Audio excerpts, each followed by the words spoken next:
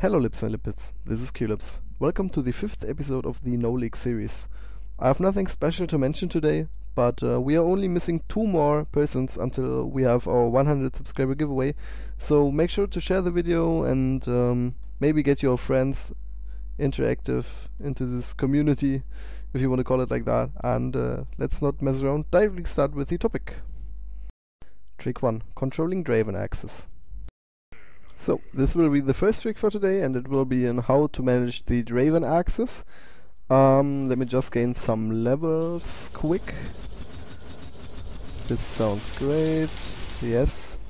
And yeah, so basically when we are attacking with Draven, just when standing, the Q basically just flies onto him or around him, like here or here, in a specific angle to the target, but still not really on him, so he can catch it while just standing around. And we can manipulate kind of this technique by just walking, because when we attack when staying, this basically just flies somewhere on him or next to him, like we see here.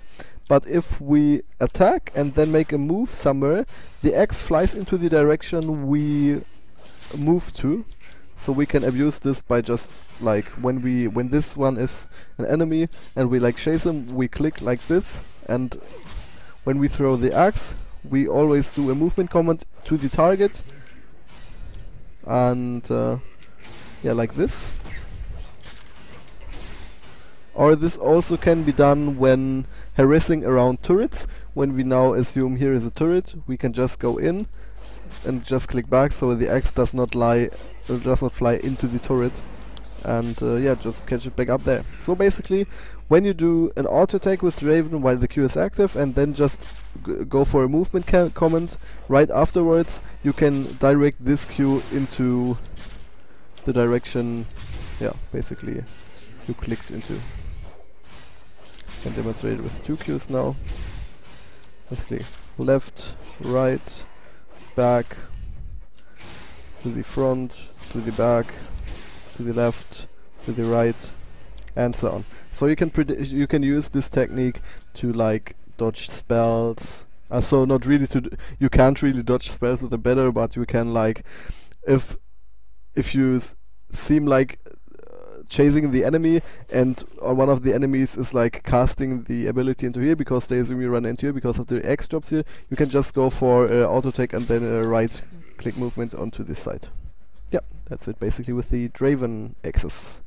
I forgot to add a small trick. When around 135, so when we play Draven, we want to stack the axes as quickly as possible, and the first trick to do this is at 135, when our buff is going to spawn and we are pulling our jungler, we press our Q and just let our axe run down a bit, so we have the next Q ready as early as possible, and we just pull it a bit, and yeah, then just basically catch it, run onto lane, wait for it to come back up, our Q is already ready again, press another Q so the cooldown is back up, and basically just farm then, and we have 2 axes on the lane.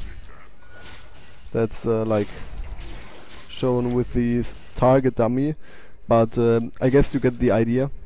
And yeah, all you do is when managing Draven Axes and playing passively, you wait for the cooldown to run off and then just basically attack to restart the cooldown. Yeah, that's it. 2. Auto attack cancelling Viktor's Q. Hey, so this is the second trick for today, and I will show you how to auto attack cancel Q animation cancel. I'm not sure. We basically cancel the animation of the Q, not really of the Q, but we shorten the time between our Q animation and the enhanced auto attack. So basically, when we fight with an enemy and we just press Q without manipulating it in any way, you basically do the Q, and when the Q is back, you have the enhanced auto attack. We manipulate it by pressing Q, then going for a movement command, and then going for an auto attack command onto the enemy, and we basically spam right service to override the system to just allow Viktor to attack faster. I will just show you how it works. So again, this is the slow version, and this is the faster version, or even faster. Oh, this was slower. Yeah.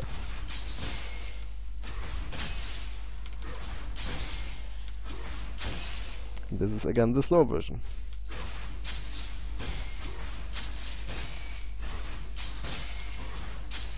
And the faster version.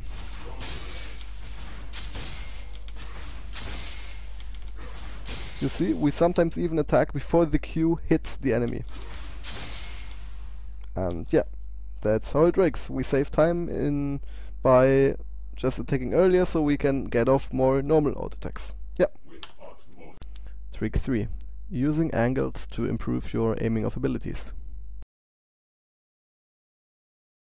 Hey, so this will be the third trick for today, and the third trick for today will be how to correctly aim in angles with Thrash. And basically how this works, you need to understand how champions or in general persons are going to take paths. And yeah, so basically when we have the scenario now, the Mundo is standing here. Just let's go over here. Let's go over here, and just stay around here.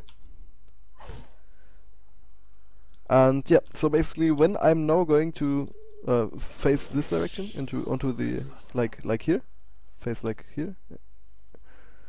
When I'm now chasing this Mundo, what I'm going to do is I basically look for an angle in which Mundo is going to walk. Most players would just like go for a grab directly onto Mundo, but because our Q has a specific animation, and when I start the Q, plus the delay of the server, plus the delay of my brain input and stuff like that, Mundo will be somewhere else when my Q is going to hit the position where Mundo just standed. And basically what we do, we look into the direction Mundo is going to walk, or the enemy champion is going to walk, and this can be like this can have multiple factors, like the enemy knows how to dodge, sidesteps a bit, but you can also calculate that in terms of their APM, like their spam, and you can see that they face into a specific direction more often. But in this scenario it's kept pretty simple, and we see Mundo now staying there, and now just wait, stand over here, and then just start walking. And basically we follow him, and we know he'll take the path up there, so we basically not aim on him, but we aim into the direction he is going to walk. So basically he was here, but I aimed into this direction because I know he was going to walk to his turret, and I aimed for the direction where the enemy Mundo is going to be in the next few seconds, or the next few actions. And this is how proper hook aiming works. You basically just calculate out, or yeah, it's calculating basically. You just calculate out where the enemy champion is going to stand after a specific amount of time. Yeah, that's it.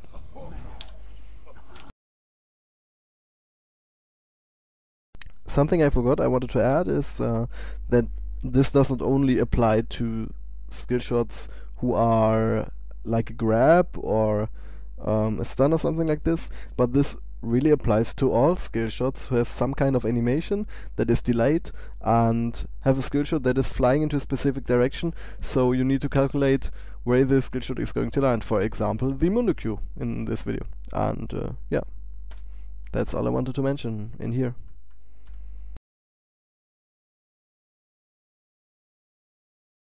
Trick 4. The Q-Flash Alistar combo. Hey, so today I'm going to show you the Q-Flash animation of Alistar, the animation cancel, or the surprise Q pulverize with Alistar. Basically, the most players when playing Alistar know the simple WQ combo, the simple engage, or maybe they try something like a flash and knock them into their team. but there's a much safer and a much easier way to have a safe engage onto the enemies, and it can be useful, for example, if you're pushed in and they are standing pretty aggressive and your jungler is coming down and you want to engage as quick as possible. You just Q, and while your Q is loading while this bar is loading up, you just flash onto the enemy and the actual animation will be done at the position you flash to. This looks something like this. And this can be useful, for example, like I said before, but also when enemy is standing over here and you want to get them over here, you just go for the Q-Flash and then knock into your team. If the AD carry is, for example, standing here and here's your whole team and they just rip him apart, and yeah, that's it. That's the Alistar trick, the Q-Flash. Trick 5. Riots damage calculation. So yeah, this will be the fifth trick for today, and the fifth trick for today will show how League of Legends deals with damage and damage calculation in terms of time. And to show you how they deal it, I made a matchup with a friend of mine who plays Ezreal and I play Nami. And basically, when you engage onto an enemy champion, or when you're going to trade, you want to give at least information as possible to the enemy champions, so they don't know how to react to overflowing information. And basically, if I give the E first and he Qs now, they basically know, yes, the next Q is going to apply the Nami E damage plus maybe the Sheen and the Q damage, and can calculate the damage pretty good. But if he Qs for the thing now, and I give the E then, before it lands, they cannot calculate the E damage good, and yeah, basically you steal some information you could give to the enemy when not using this trick, basically. This also works when playing Jhin, for example, with a full combo, when playing Thunderlords, especially with the Nami with the Janna shield, and this works for so many characters. I don't know, Nami and Janna are probably the most favorite examples, but when like going for a trade and Karma gives a shield and she's like, your ADK is taking less damage because the shield also applies Windspeaker's Blessing and stuff like that. And yeah, that's the fifth trick for today. So that's it for today. Thank you for watching. But one question, and what I changed in today's video is I made no real transitions. I just made everything. I just put together the raw clips with the subheaders and like read the subheaders between each clip. But I thought this would be more fitting for the educational videos because the transitions made this a bit more like fluent, that all tricks belong together. And I don't know, just give me your opinion how you like this kind of format in like comparison to the other kind of format where there are transitions and just the subheaders written down. And yeah, just give me your opinion in the comments. And yeah, thank you for watching. Hope to see you again in the next video. Dance under the rainbow. Share the video. Bye bye. Have a nice day. Don't forget to tell people about these videos, because we only need 2 more subscribers for the subscriber giveaway. And I will release a video when we have 100 subscribers about the giveaway.